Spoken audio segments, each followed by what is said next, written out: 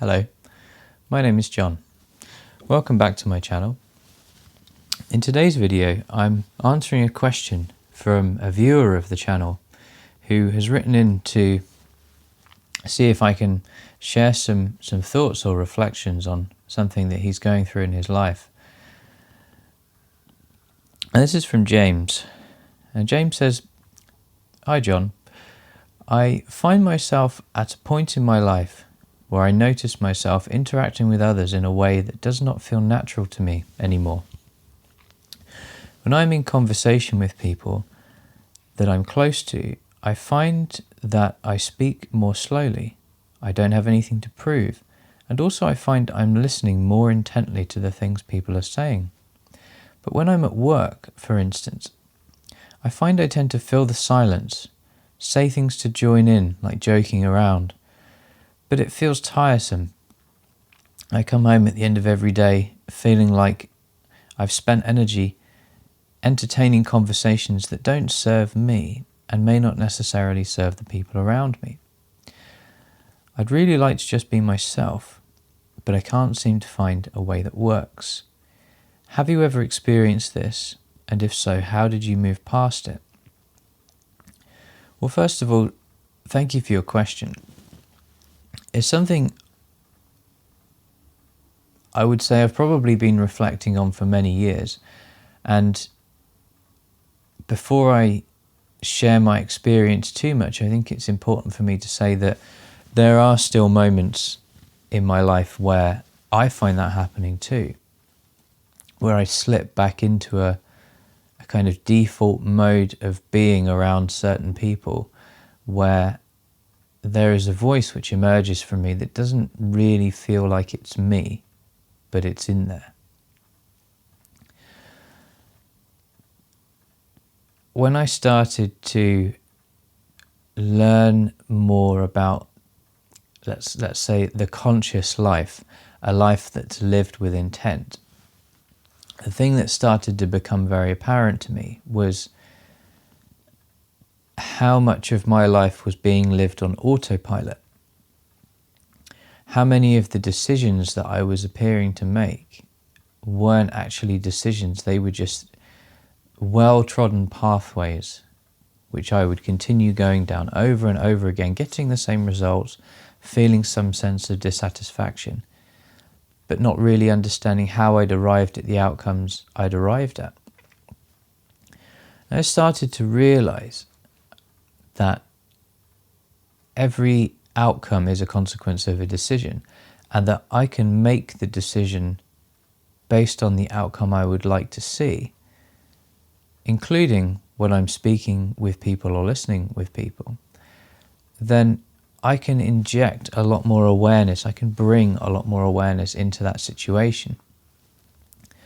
And primarily, most of us these days seem to use conversation as a way to either get our point across, to be heard, to find a way to be validated or loved or understood by others, and generally to have our existence acknowledged.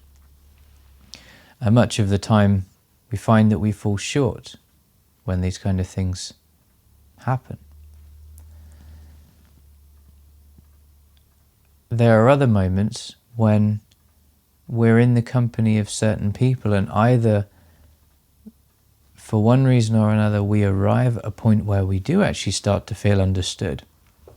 Maybe because we're with friends who have a similar disposition or a similar set of preferences or hobbies or likes and dislikes to us, or because we're in the company of someone we really love and can open our hearts up and be seen without judgment. And most of the time we don't really have that. And I think it's something that all of us long for, and there is an enormous amount of loneliness and social isolation, certainly now after the pandemic, where people simply don't talk to each other as much as they used to. And when they do, there is this like surface layer of conversation, which is kind of general questions you will find people asking, and you may ask of others, like, Oh, what have you been up to? The weather's nice today, isn't it? What are your plans for the weekend? How are you getting on with work? How are you doing today? You okay? And for the most part, the responses that seem to come out are like general. Yeah, I'm fine. Yeah, work's going all right. Yeah, I don't have many plans. Maybe I'm doing something this weekend, or I'm going on holiday in a few months' time, and so on and so on. But there's like a depth underneath that where we long to go, but we don't necessarily realize it. So how does this relate to how we show up around others? Well, for the most part, our lives, as I say, have been lived from a place of wanting to be seen, wanting to be validated. And when we want to be seen and validated by others, what we find ourselves doing is molding our expression to fit what we perceive others will find valuable.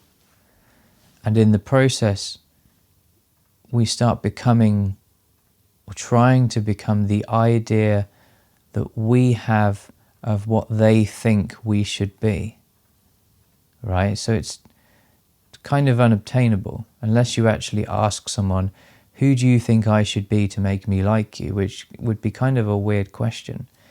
Then we're only ever guessing. And there's so many accounts and books and songs and all sorts of other forms of art and media which have been produced over our recorded history, which point to the value of us truly being ourselves, because we can stand in our own foundations. If we're trying to stand in someone else's foundations and we don't even know what they are, then how can we truly expect to be seen and understood?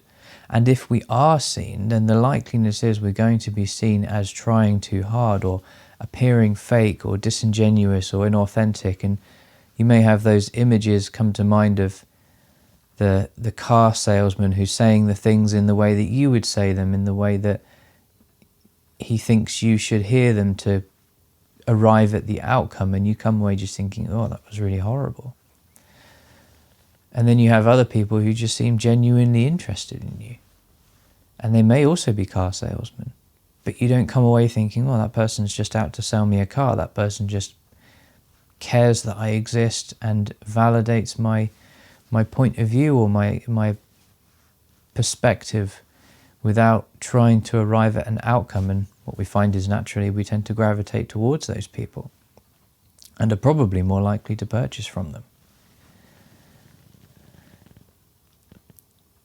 And there's a point where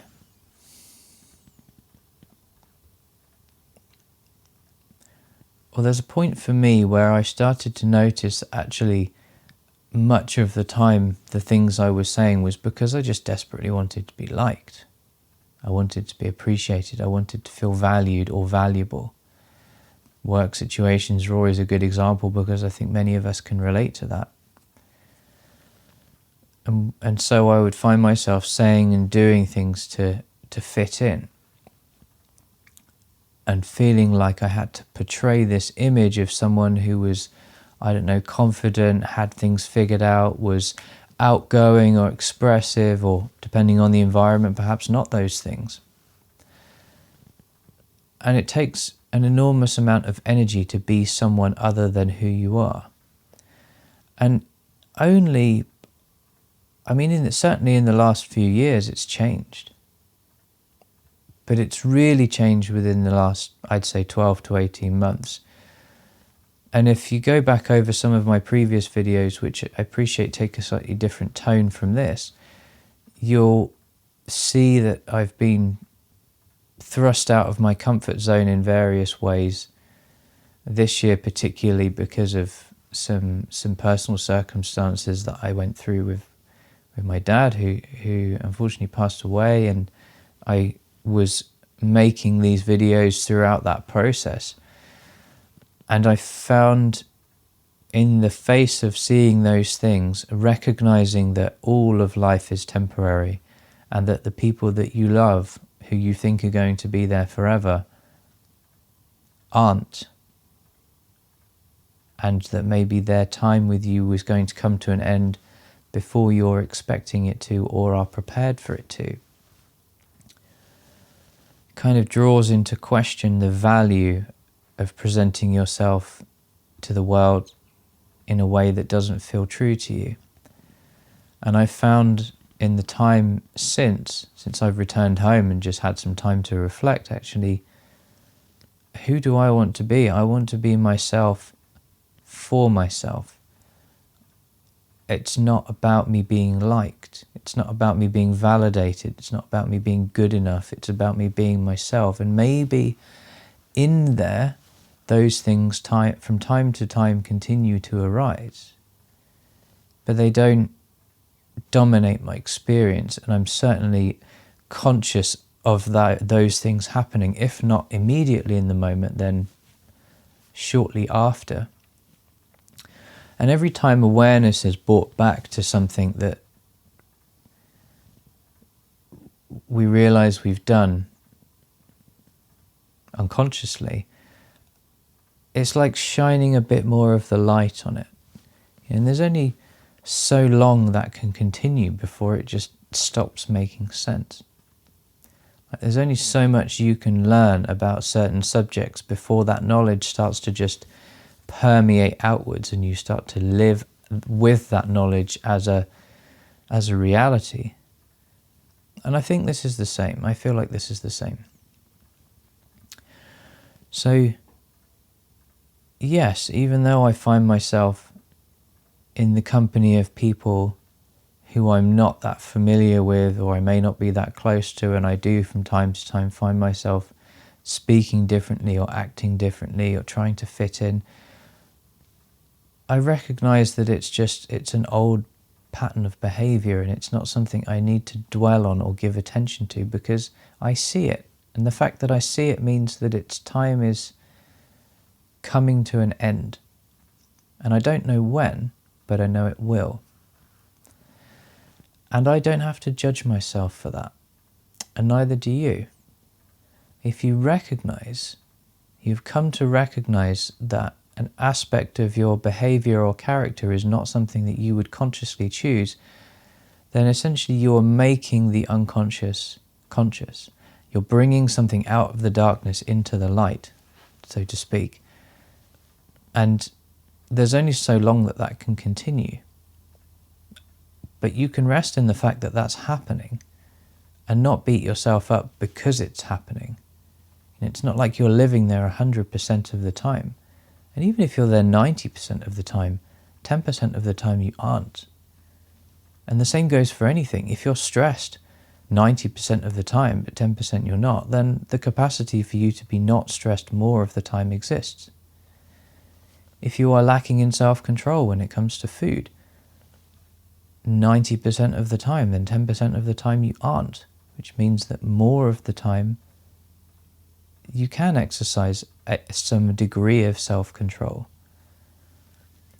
The challenge is allowing that process to unfold in its own way, allowing the process to unfold in its own time. And where we become unstuck, where I've become unstuck as well, certainly, is trying to make it happen faster, trying to rush, trying to, knowing that this way of being in the world is not necessarily natural or authentic to me anymore, trying to force it to be something different. And that's equally as hard, equally uses up as much energy. The value is in recognizing the difference. The value is in recognizing when you slip out of something or into something. And sometimes that occurs in hindsight, but it's like building a muscle. Every time you lift up the weight, you become slightly stronger. You're doing another repetition. You're coming back to something which is important again and again and again, and you're building that familiarity until it just becomes the natural way of being in your system. That's why spiritual practice is called a practice, because at the level of being a human, where the behaviors and the established patterns exist, those things are formed over time and can sometimes take time to unform. But at the level of awareness, like who you are beyond these patterns and behaviors and habits, you are just observing. And if you can rest in the observing, then the things will take place without your preference of trying to accelerate them or stop them or control them in some way. And that's a considerably easier, lighter way to be. It's a lot more forgiving. And also you can be forgiving of others. And as I say this, I'm reminded of how much, judgment still comes to my mind of how others behave. And I'm not a particularly religious person, but it does come to my mind in this moment. Jesus said, forgive them for they know not what they do. That's the definition of unconsciousness. Action is taken without an awareness of why, or without an awareness that the action is even being taken. And that's the case for some people, and we shouldn't judge them for that. No more than we should judge ourselves. And when we start to exercise that kindness towards ourselves for the things that we do without realizing, then we can see every single person out there is doing exactly the same. And that doesn't mean that their actions should be condoned. It just means that there is a greater awareness that people are operating on a default mode. And when the default mode starts to become a conscious one, action has to change. So I hope there's some value in that for you, James particularly, and also for those of you out there who may be going through something similar. And I feel many of us probably are finding ourselves in environments where we feel like we have to fit in and it's not okay to be ourselves. And maybe that's how you feel in the world in general. And I would say the more of that you can bring into awareness, the less it will trouble you. And I would also say if any of you watching this have a question about the way your life is unfolding, the things that you may be working with or struggling with or dealing with or trying to navigate, and you want an answer from a human with lived experience who can offer a perspective that may be valuable, that is not generated by an AI, as I know so many of us are relying on these days, an answer that has some life in it, then please either pop your question in the comments or contact me via email. I believe my email is in the summary of this video or the description of this video, and if it's not, then I'll make sure it's there. I'd love to hear from you and let me know what you think. And as always, if you find value in this, please do let me know, the like and the subscribe and all the other stuff that one should do on YouTube these days. And as always, I appreciate your attention.